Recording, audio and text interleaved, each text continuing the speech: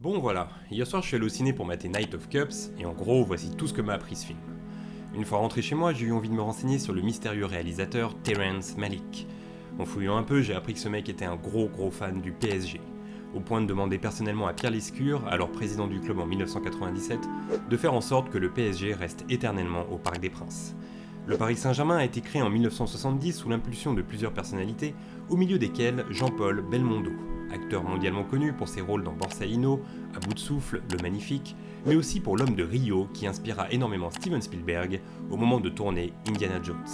Plus tard, il avouera s'être également inspiré des aventures de Tintin et de celles de l'oncle Picsou. Pour interpréter le célèbre rôle d'Indy, plusieurs acteurs furent contactés, Sam Neill, Nick Nolte, Bill Murray, bizarre, ou encore Jack Nicholson.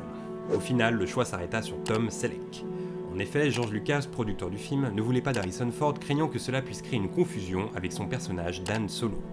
Mais malheureusement pour lui, Tom Selleck ne put tourner qu'une seule audition, son contrat lui interdisant de jouer dans un film dans la mesure où il venait tout juste de s'engager avec CBS, afin de devenir la moustache la plus célèbre de la planète grâce à son rôle dans Magnum, série policière créée en 1980 ayant permis à plusieurs actrices de se révéler, parmi lesquelles Sharon Stone, Shannon Doherty, et aussi la plus charismatique d'entre elles, à savoir la Ferrari 308 GMT.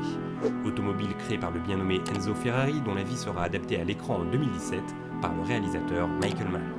Pour incarner le célèbre industriel italien, la Paramount a choisi Christian Bale, acteur principal de Night of Cups, donc.